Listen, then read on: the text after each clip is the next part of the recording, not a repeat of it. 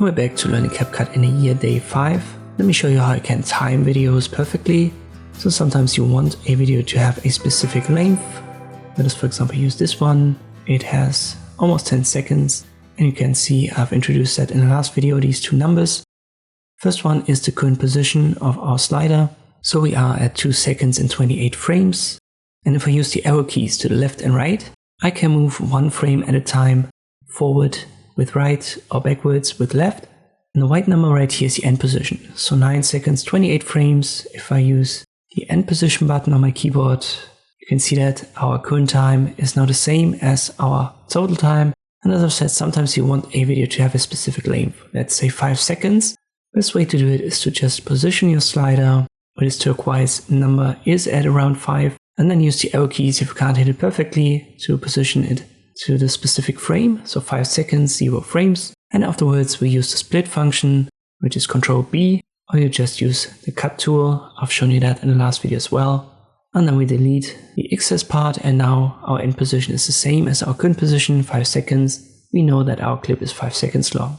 So now what if you need a specific part that's in the middle of your clip?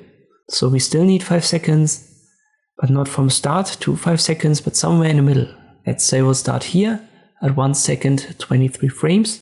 We can, for example, activate the split tool, B is the short key, and left click on this position. We use the select tool, short key is A, select the first part, and then we press the delete key.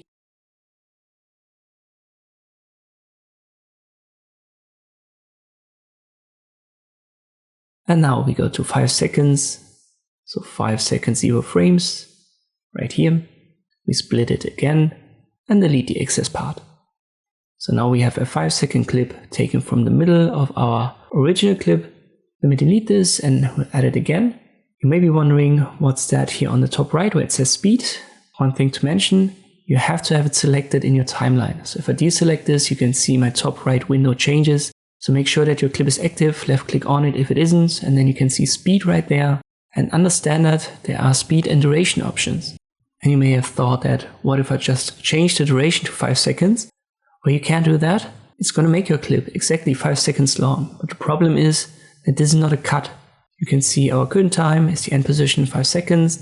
But in the background, CapCut is doing something which is indicated by the CapCut logo. So there is a process working. And what is that? Well, it's a speed up. Because you can see that here on top of the duration it says speed, and it's now not 1x, it's almost 2x.